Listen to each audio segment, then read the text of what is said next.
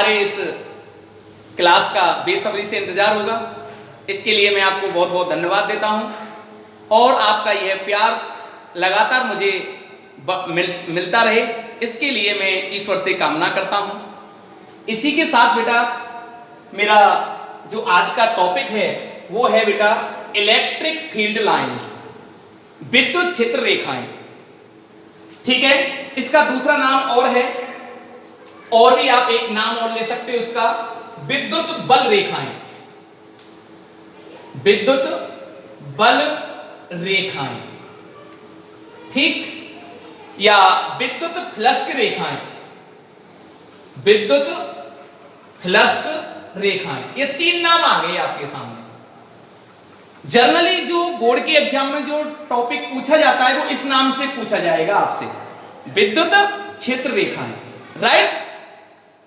बेटा इस टॉपिक को समझने से पहले आपको प्रीवियस लेक्चर आपको देखने पड़ेंगे। उसमें मेन टॉपिक है आपका एक तो विद्युत क्षेत्र और विद्युत क्षेत्र रेखाएं या विद्युत क्षेत्र की तीव्रता। इसको आपको ढंग से पहले समझना होगा, और जब ये टॉपिक आपको दोनों समझ में आ जाएंगे ना तो ये टॉपिक तो बहुत ही इजी हो जाएगा। हालांकि वैसे फिजिक्स तो बहुत इजी है, कोई घबराने वाली बात नहीं है। तो देखो जरा इस पर चर्चाएं करें अपन। इलेक्ट्रिक फील्ड लाइन, विद्युत क्षेत्र रेखाएं,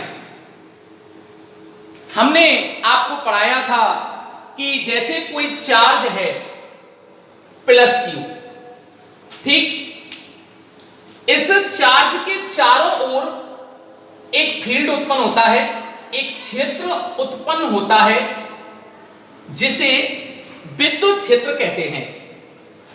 लेकिन यह क्षेत्र अदृश्य होता है। कैसा होता है? अदृश्य, यह दिखाई नहीं देता, लेकिन इसका प्रभाव देखने को मिल जाता है, राइट। हम पूरे इस ब्रह्मांड की बात करें, पूरे ब्रह्मांड में चार्ज है तो उसका क्षेत्र भी होगा, लेकिन कहीं इसका प्रभाव ज्यादा है, कहीं इसका प्रभाव कम है, लेकिन वो देखने में बहुत कम विजुअलाइज हो पाता है। एक्चुअली अब इसके बारे में हम बात करें, सबसे पहले इसकी खोज की थी फेराडे ने, ठीक। फेराडे ने इसके बारे में चर्चाएं की। तो देखो इसके समझने की कोशिश करना। ये एक विद्युत क्षेत्र रेखाएं हैं, ये विद्युत क्षेत्र है, एक समान विद्युत क्षेत्र।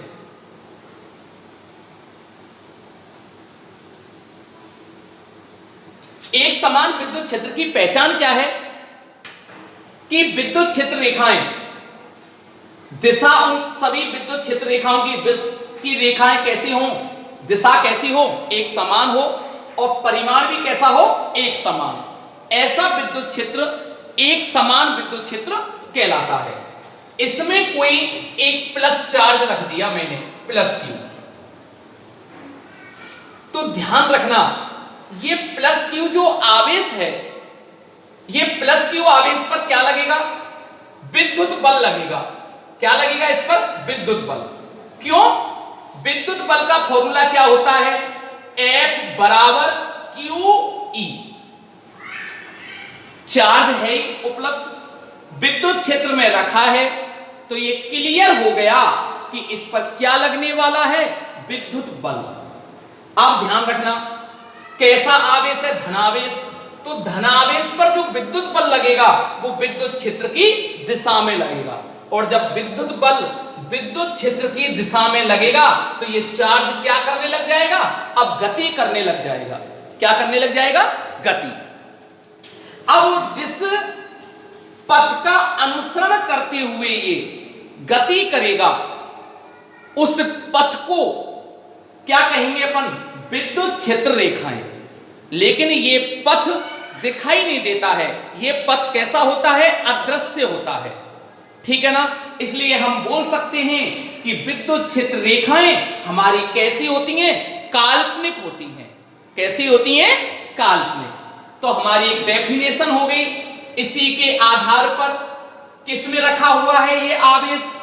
विद्युत क्षेत्र में। तो हम लिख सकते हैं विद्युत क्षेत्र में स्थित एकांक धन आवेश जिस काल्पनिक, राइट, बात समझ में आई ना? काल्पनिक क्यों बोला है? अदृश्य क्षेत्र होता है। काल्पनिक पथ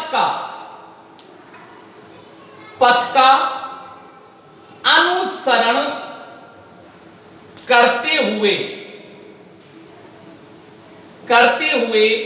गति करता है, राइट बात, उसे हम क्या कहेंगे? विद्युत क्षेत्र रेखाएं।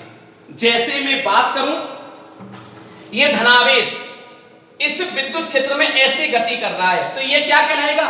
विद्युत क्षेत्र रेखाएं कहलाएगी, विद्युत क्षेत्र रेखा कहलाएगी, राइट। तो यह डेफिनेशन हमारी क्लियर हो जानी चाहिए।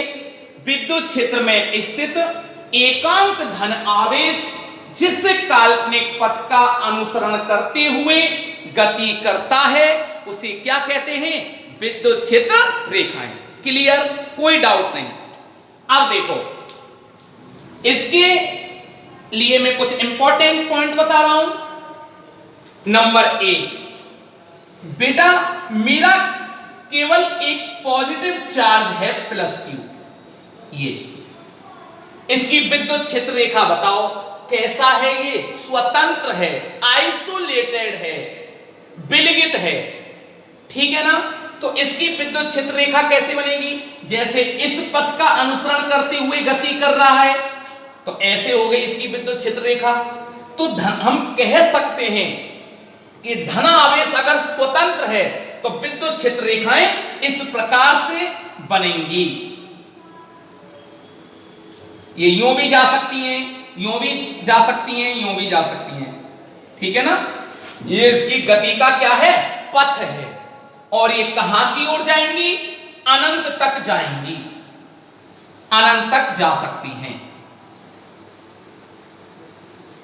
राइट। कोई प्रॉब्लम नहीं होनी चाहिए। अब सुनो, धनावेश है तो धनावेश का मान कहां से स्टार्ट होगा? 0 से। ऊपर जैसे हम चलेंगे, ऊपर जैसे जैसे अपन ग्रोथ करेंगे तो पॉजिटिव चार्ज की वृद्धि होगी, और 0 से नीचे जाएंगे तो नेगेटिव चार्ज की वृद्धि होगी। तो इसको मैं कैसे रिप्रेजेंट कर सकता हूं? Q is greater than 0, right. तो अगर पेपर में ये ऐसे आ जाए कि Q ग्रेटर देन 0 के लिए विद्युत क्षेत्र रेखाएं बनाइए, तो आपको इस प्रकार से ये बनानी होंगी, राइट। नंबर 2, अगर मेरा नेगेटिव चार्ज है -Q, कैसा है? ये भी स्वतंत्र है। तो बताओ कैसे लिख पाऊंगा मैं इसको? 0 से कैसा है? कम, छोटा है, तो Q लेस देन 0। बिल्कुल राइट, समझ में आ रही है मेरी लैंग्वेज? कोई प्रॉब्लम नहीं।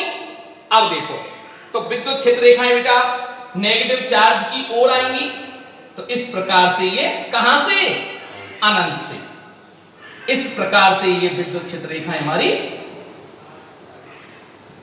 ये बनने वाली है, डॉट डॉट डॉट ऐसे कर दोगे आप, ठीक है बेटा। ये तो स्वतंत्र आवेशों के लिए हो गई। अगर नंबर 3, अब 2 आवेश हो, कौन कौन से? एक पॉजिटिव व नेगेटिव आवेश, राइट।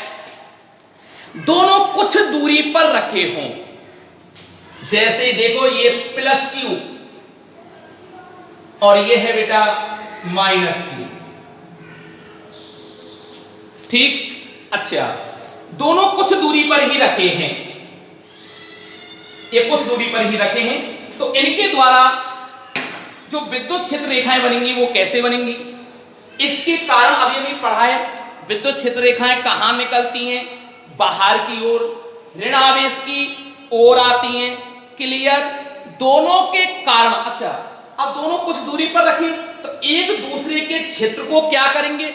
इसका भी क्षेत्र होगा और इसका भी क्षेत्र होगा, दोनों आपस में एक दूसरे के क्षेत्र को क्या करने वाले हैं? प्रभावित। तो प्रभावित करने के बाद जो परिणामी विद्युत क्षेत्र होगा, उसकी जो विद्युत क्षेत्र रेखाएं बनेंगी वो इस प्रकार से बनेंगी, वो ध्यान रखें। धनावेश से क्या होती है बेटा, निकलती हैं। अच्छा अब देखो यहां पर तो इस प्रकार से बनेगी, धनावेश से निकली और ऋणावेश में प्रवेश कर गई, और इस प्रकार से बिल्कुल क्लियर हो रहा होंगे मेरे पॉइंट, बिल्कुल क्लियर समझ में आ रहा है ना। ये दोनों आवेश जब कुछ दूरी पर रखे जाएं तो उनका जो रिजल्टेंट जो इलेक्ट्रिक फील्ड बनेगा वो ये आएगा, और ये आप बना सकते हो अनंत, राइट, बिल्कुल। अब देखो ये पॉजिटिव चार्ज और ये नेगेटिव चार्ज दोनों स्वतंत्र हो, तो इस प्रकार से दोनों को कंबाइंड रखा जाए, कुछ डिस्टेंस पर रखा जाए, तो इलेक्ट्रिक फील्ड लाइन जो बनेंगी वो इस टाइप से बनेंगी। क्लियर है ना, कोई डाउट नहीं है।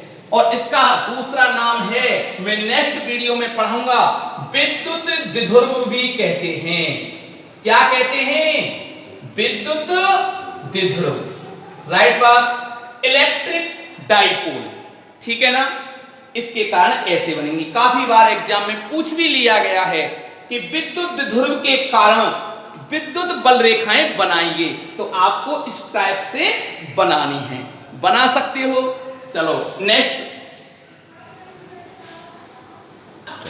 हाँ देखो चौथा पॉइंट देखें बेटा, प्लस माइनस के लिए बना दी, ठीक है ना, विपरीत आवेशों के कारण। अब देखो अगर समान आवेश हो, समान आवेश, अब समान आवेशों में भी दो नेचर है, ध्यान से समझना, वेरी वेरी मोस्ट टॉपिक है ये। अगर दोनों चार्ज मेरे पॉजिटिव हों, पॉजिटिव, ये भी प्लस क्यू और बेटा ये भी प्लस क्यू, लेकिन यहां पर एक क्वेश्चन बनता है बहुत अच्छा कि सर दोनों चार्ज अगर समान परिमाण के हैं तो ये स्थिति होगी, ठीक है ना। अगर दोनों आवेश समान परिमाण के नहीं हो, वो आपके एक कंपटीशन क्वेश्चन में पूछा गया क्वेश्चन है, मैं बताऊंगा अभी, बने रहिए लगातार आप मेरे साथ। देखो प्लस प्लस आवेश और ये भी प्लस आवेश, कौन सा बल अनुभव करेंगे, प्रतिकर्षण बल। कौन सा बल, प्रतिकर्षण बल। और प्रतिकर्षण बल के कारण हमेशा क्या रहना पसंद करते हैं, अधिकतम दूरी पर, ठीक है। और आकर्षण बल के कारण दोनों न्यूनतम, जितना संभव हो सके उससे न्यूनतम दूरी पर रहना पसंद करते हैं। और प्रतिकर्षण बल के कारण जितना हो सके अधिकतम दूरी पर रहना पसंद करते हैं। ध्यान रखना बच्चों। तो देखो बेटा, ये भी, इससे भी विद्युत क्षेत्र रेखाएं इस प्रकार से बनने वाली हैं, ऐसे बनेंगी बेटा।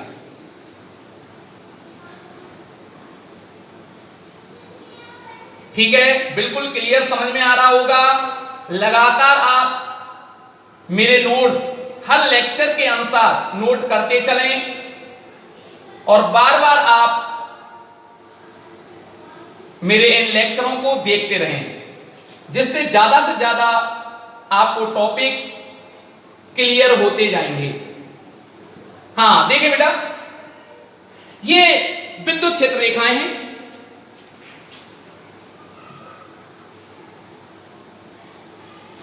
दूर की ओर फैल रही हैं, ठीक है ना। अच्छा एक क्षेत्र रह गया, देखो यहां पर इस क्षेत्र को जरा देखें आप, इस क्षेत्र में एक भी विद्युत बल रेखा नहीं है, एक भी रेखाएं नहीं है। क्या रीजन है ऐसा? इसलिए नहीं है क्योंकि इस क्षेत्र में इसका भी विद्युत क्षेत्र होगा यहां, और इस आवेश का भी विद्युत क्षेत्र होगा। प्रतिकर्षण के कारण दोनों के विद्युत क्षेत्र एक दूसरे क्या कर दिए होंगे, निरस्त हो गए होंगे। इसकी डायरेक्शन किधर होगी, इधर जाए तो इधर, इसकी डायरेक्शन कैसे होगी, इधर, तो एक दूसरे के प्रभाव क्या कर दिया होगा, निरस्त।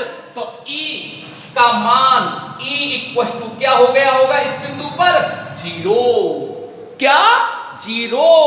और जब 0 हो गया, ऐसा बिंदु कहलाता है बेटा उदासीन बिंदु। ये उदासीन बिंदु है, ठीक है ना। अब बात आती है कि उदासीन बिंदु कहां प्राप्त होगा। अगर दोनों समान परिमाण के आवेश हैं, दोनों कैसे परिमाण के हों, समान परिमाण के आवेश हैं, तो बेटा जो मेरा उदासीन बिंदु होगा वो बिल्कुल बीचों बीच होगा, बराबर दूरी पर होगा। ये मैं आपको क्लियर कर देता हूं। मान लो यहां से ये r दूरी है, तो ये भी दूरी क्या होगी बेटा, r। ठीक है ना, ये बिल्कुल क्लियर हो गया। अब देखो दो समान, ये तो समान परिमाण के हो गए। अगर समान परिमाण के आवेश नहीं हो तो उदासीन बिंदु कहां प्राप्त होगा, ये कंपटीशन एग्जाम में पूछा गया क्वेश्चन है। देखो इसका सेकंड केस, ये पहला हो गया और ये बेटा मैं सेकंड केस बताने वाला हूं इसका। तो देखिए भैया, ये अब मैं इसका नाम Q1 और ये है बेटा Q2, राइट। अब मैं कह दे रहा हूं कि Q1 is greater than Q2, तो सीधी सी बात है कि देखो इसका विद्युत क्षेत्र कैसा है, ज्यादा, इसका कैसा है, कम। तो उदासीन बिंदु किधर खिसक गया मेरा, इधर खिसक जाएगा, कम वाले की तरफ। नहीं आई समझ में, आ गई ना। अगर मैं यूं कह रहा हूं दूसरा case, Q2 is greater than Q1, तो बताओ किधर गया उदासीन बिंदु, इस साइड में गया। क्लियर। अब देखो इसकी वैल्यू कैसे निकालते हैं वो ध्यान रखें। तो मैं मान लेता हूं इसका उदासीन बिंदु Q1 से, कैसे Q1 का मान ज्यादा है तो उदासीन बिंदु कहीं यहां होगा, इधर। और ये डिस्टेंस है मेरी R1 और ये डिस्टेंस है मेरी R2। तो बेटा इसका फॉर्मूला होता है Q1 upon R1 square equal to Q2 upon R2 square. ठीक, या या R1 स्क्वायर बटे R2 स्क्वायर बराबर Q1 बटे Q। अगर आवेशों का मान दे रखा हो तो हम दोनों दूरियों का मान ज्ञात कर सकते हैं, अनुपात ज्ञात कर सकते हैं, जो चाहे वो हम ज्ञात कर सकते हैं इस फॉर्मूले से। तो बताओ कंपटीशन में फिजिक्स आसान हुई कि नहीं हुई, बिल्कुल आसान है। ठीक है बेटा, तो इसकी विद्युत क्षेत्र रेखा ये समझ में आ गया होगा आपको। में विद्युत क्षेत्र रेखाएं कैसे बनेंगी, सेम ऐसे बनेंगी, लेकिन उदासीन बिंदु इस साइड में प्राप्त होगा। ठीक है, ये उदासीन बिंदु हो गया N, राइट। अच्छा, आप देखो एक बात और क्लियर हो रही है हमारे यहां पर, दोनों आवेश मेरा समान प्रकृति के हैं। ठीक है, तो ये विद्युत बल रेखाएं क्या हो रही हैं, फैलने का प्रयास कर रही हैं। क्या कर रही हैं, फैलने का प्रयास कर रही हैं, फैल रही हैं। और जब, तो अगर कोई लाइन आ जाए कि जब विद्युत क्षेत्र रेखाएं आपस में फैलती हों तो इससे सिद्ध होता है कि समान प्रकृति के आवेशों में क्या होता है, प्रतिकर्षण। ठीक है ना। अच्छा, अब बेटा अगर विपरीत प्रकृति के आवेश हो, फिफ्थ पॉइंट, जैसे अभी मैंने बता दिया था आपको, ये प्लस है और ये नेगेटिव माइनस आवेश है, ये प्लस क्यू और ये कौन सा है, माइनस क्यू। अभी मैंने बताया था धनावेश ऐसे जाएंगी ना, ये क्या कर रही है बताओ, सिकुड़ रही हैं। क्या कर रही हैं बोलो, सिकुड़ रही हैं। और जब विद्युत क्षेत्र रेखाएं आपस में सिकुड़े तो हम कह सकते हैं कि विपरीत प्रकृति के आवेशों में आकर्षण होता है। यहां सिकुड़ रही है भैया,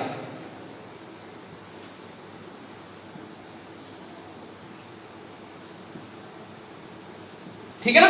यहां क्या कर रही है, सिकुड़ रही है, और यहां क्या कर रही है, फैल रही है। फैलना, ये फैलना, देखो मैं लिख देता हूं, फैलना क्या बताता है, प्रतिकर्षण को। ठीक, और सिकुड़ना, सिकुड़ना किसको बताता है, आकर्षण को। राइट, बिल्कुल क्लियर हो गए हमके पॉइंट, बात समझ में आती है ना, क्लियर। चलो नेक्स्ट पॉइंट। हाँ देखो, गुणधर्म, तो ये चीज बिल्कुल क्लियर। अब गुणधर्मों में देखो आ जाता है क्वेश्चन, कैसे आता है ये भी बता दूं। विद्युत क्षेत्र रेखाएं किसे कहते हैं, इसके कोई 4 गुणधर्म लिखिए, तो आप आसानी से लिख सकते हो। नंबर 1, जो मैंने अभी तक सिखाया उसी से आप लिख सकते हो। ये कैसी होती हैं रेखाएं? अदृश्य होती हैं। कैसी होती हैं? और जब अदृश्य होती हैं तो उसको हम फिजिक्स की भाषा में लिख सकते हैं, ये हमारी रेखाएं कैसी हुई? काल्पनिक रेखाएं होती हैं। क्लियर? दूसरा पॉइंट, ये धनावेश से निकलती हैं। अभी मैंने बताया था धनावेश है तो उससे विद्युत क्षेत्र रेखाएं मेरी बाहर की ओर निकलेंगी, हमेशा ध्यान रखना। और ऋण आवेश में क्या करती हैं? ये प्रवेश करती हैं। ऋण आवेश में हमेशा क्या करेंगी बताओ? प्रवेश करती हैं। दो गुणधर्म हो गए। तीसरी बात इंपॉर्टेंट, मान लो मेरी विद्युत क्षेत्र रेखा कोई इस प्रकार से है, ठीक? तो इसके प्रत्येक, अच्छा विद्युत क्षेत्र रेखा इस प्रकार से है, इसका मतलब क्या हुआ कि आवेश में यहां होते हुए इस पर आवेश पर क्या लगा होगा? बल लगा होगा। उस बल के कारण उसकी ये क्या है बेटा? क्या है? ये क्षेत्र रेखा, बनी हुई क्षेत्र रेखा है। इसके किसी बिंदु पर अपन ऑब्जर्व करें तो किसी बिंदु पर खींची गई एक स्पर्श रेखा उस बिंदु पर विद्युत क्षेत्र की दिशा को व्यक्त करती है। किसको व्यक्त करती है? विद्युत क्षेत्र की दिशा को। ठीक है ना? अब जैसे देखो यहां पर बात करूं, यहां पर विद्युत क्षेत्र का मान क्या होगा और दिशा किधर होगी, तो देखो डायरेक्शन हम बता सकते हैं। यहां पे स्पर्श रेखा खींच दो आप, ये स्पर्श रेखा खींची तो विद्युत क्षेत्र की दिशा किधर होगी बताओ? यहां इधर हुई, राइट? और मैं आगे बढ़ाता हूं, जैसे यहां पर ज्ञात करें विद्युत क्षेत्र की दिशा बताओ किधर होगी, तो यहां पर फिर स्पर्श रेखा खींचने लग जाओगे आप। बात समझ में आ रही है? तो यहां पर कैसे खींचोगे? इस प्रकार से। तो यहां पर विद्युत क्षेत्र की दिशा किधर होगी? इधर होगी। तो किसी विद्युत क्षेत्र के किसी बिंदु पर खींची गई स्पर्श रेखा उस बिंदु पर विद्युत क्षेत्र की दिशा को व्यक्त करती है, राइट? मेरा 4 पॉइंट ध्यान रखना, दो विद्युत क्षेत्र रेखाएं कभी भी एक दूसरे को नहीं काटती। बहुत इंपॉर्टेंट जबरदस्त टॉपिक है। क्या बोला? दो विद्युत क्षेत्र रेखाएं एक दूसरे को कभी भी नहीं काटती। अगर काटती हैं तो क्या होगा समझो। देखो बेटा, ये दो विद्युत क्षेत्र रेखाएं इस प्रकार से बनी हुई हैं, ये पहली और ये दूसरी। जरा हम कल्पना करें कि इस बिंदु पर दोनों क्षेत्र रेखाओं ने काट दिया तो क्या होगा? देखो इस बिंदु पर मैं स्पर्श रेखा खींचूं इसके लिए, पहली वाली के लिए, तो देखो ऐसे हो गई। तो इस बिंदु पर विद्युत क्षेत्र की दिशा किधर है? यहां पे E1 वेक्टर इधर हो गई, राइट? दूसरी रेखा ये है, इस पर मैं स्पर्श रेखा खींचूं तो बताओ किधर होगी? इधर होगी। इसका नाम क्या होगा? E2 vector. क्या यह संभव है? बिल्कुल नहीं। क्यों? एक बिंदु पर विद्युत क्षेत्र के दो मान संभव नहीं हो सकते। बात समझ में आई? क्या एक पॉइंट पर किसी भी राशि के दो मान हो सकते हैं? बोलो।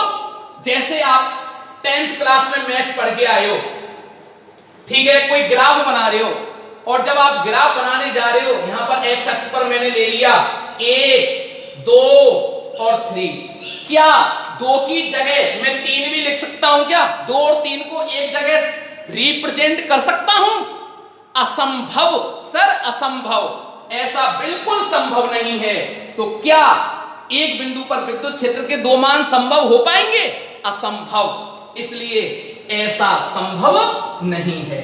इसलिए हम कह सकते हैं कि दो विद्युत क्षेत्र रेखाएं आपस में कभी भी नहीं काटती। ये माध्यमिक शिक्षा बोर्ड का बहुत इंपॉर्टेंट टॉपिक है ये, ठीक। नंबर 5, ये ध्यान रखना। नंबर 5 में क्या है? समान आवेशों में प्रतिकर्षण होता है। इससे सिद्ध होता है कि विद्युत क्षेत्र रेखाएं आपस में क्या होती हैं? फैलने का प्रयास करती हैं। या यूं कह सकते हैं, जब विद्युत बल रेखाएं आपस में फैलती हों तो उससे सिद्ध होता है कि समान आवेशों में क्या होता है? प्रतिकर्षण। इसकी जगह मैं नेगेटिव चार्ज भी ले सकता हूं, नेगेटिव नेगेटिव, तो उसमें भी ऐसे ही बनेंगी विद्युत क्षेत्र रेखाएं, लेकिन तीर का चिन्ह इससे उल्टा लग जाएगा, राइट। अच्छा, 6वां पॉइंट, 6 नंबर का, यदि दो विद्युत क्षेत्र रेखाएं या विद्युत क्षेत्र रेखाएं सिकुड़ने का प्रयास करती हैं, किसका प्रयास करती हो? सिकुड़ने का प्रयास करती हैं, तो इससे सिद्ध होता है कि विपरीत प्रकृति के आवेशों में आकर्षण होता है। 6 पॉइंट हो गए। अब देखो 7 पॉइंट। 7 पॉइंट है बेटा,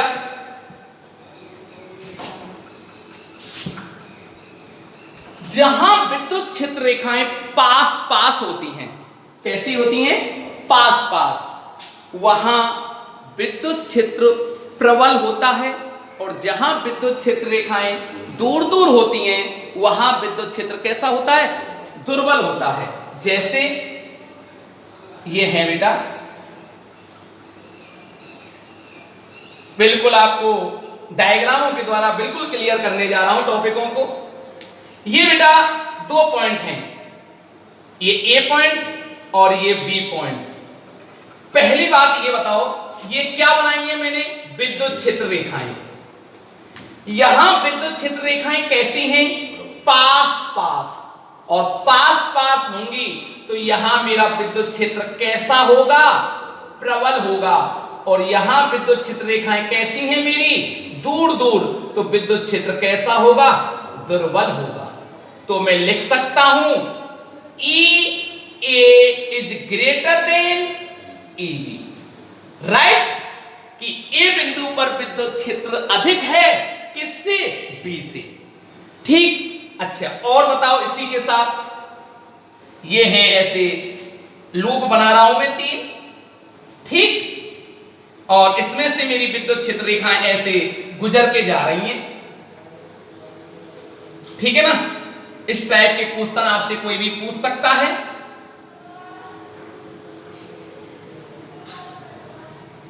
अच्छा, ये S1 लूप, ये S2 और ये S3, राइट। अब कोई आपसे ये पूछ ले कि बताओ इनमें से कौन से फील्ड के पास, कौन से लूप के पास विद्युत क्षेत्र मैक्सिमम होगा? बता सकते हो? किसके पास? S1 के पास, क्योंकि यहां से विद्युत क्षेत्र रेखाएं सबसे मैक्सिमम गुजर रही हैं। उससे कम S2 के पास और सबसे कम S3 के पास। तो बेटा मैं कैसे लिख सकता हूं? ES1 ES2 लेस देन, बोलो, ES3, राइट। कोई दिक्कत नहीं है, कैसा भी क्वेश्चन पूछ ले। बिल्कुल क्लियर हो गया ना टॉपिक? कोई डाउट तो नहीं? अच्छा, ये 7 पॉइंट हो गए, और हमसे पूछने वाला कितने था? वो 4। अच्छा, ठीक। अब देखो, एक समान विद्युत क्षेत्र और असमान विद्युत क्षेत्र की पहचान कैसे करोगे आप? तो अगला 8वां पॉइंट,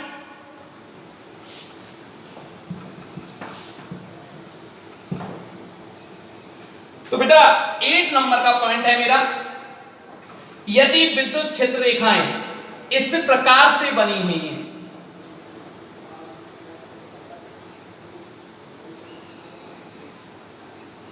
जरा देखें, सभी विद्युत क्षेत्र रेखाओं को देखें आप, यदि दूरी इनके बीच की समान हो इस प्रकार से, और तीर की जो डायरेक्शन है वो समान दिशा में हो, ऐसा विद्युत क्षेत्र कहलाता है एक समान विद्युत क्षेत्र।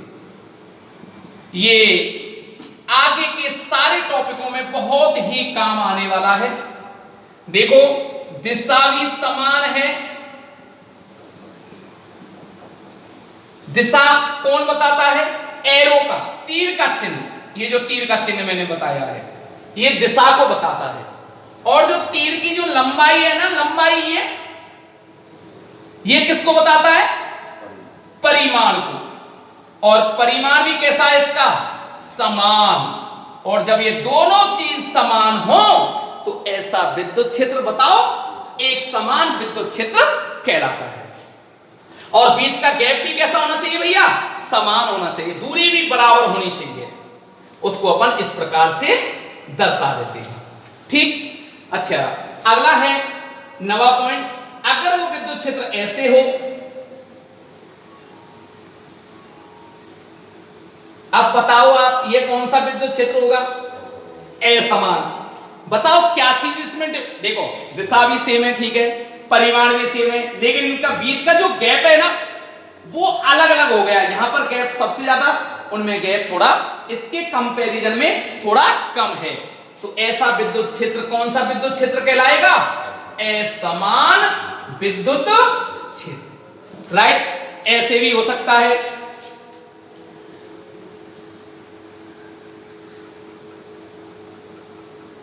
ठीक है, अच्छा यहां पर बताओ, मैंने अभी वैसे बता दिया था आपको, फिर भी दोबारा से देख लें आप। ये बी पॉइंट, ए पॉइंट, देखो यहां पर विद्युत क्षेत्र क्या है? ज्यादा है, मैक्सिमम है, और यहां पर विद्युत क्षेत्र इसके कंपैरिजन में थोड़ा कम है। तो ये विद्युत क्षेत्र कैसा होगा बताओ? असमान। क्योंकि यहां पर परिमाण भी अलग है, अलग अलग है, मतलब नियत नहीं है, नियत तो नॉट इक्वल कर दिया, और दिशा भी कैसी है? अलग अलग है, नियत नहीं है। तो भी ये विद्युत क्षेत्र कैसा होगा बताओ? असमान विद्युत क्षेत्र होगा। राइट, और समझो असमान के लिए,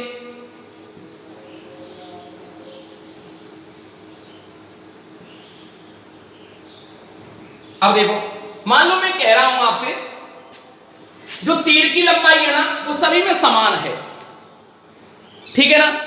तो दिशा तो अलग अलग हुई ना, दिशा तो अलग अलग हुई।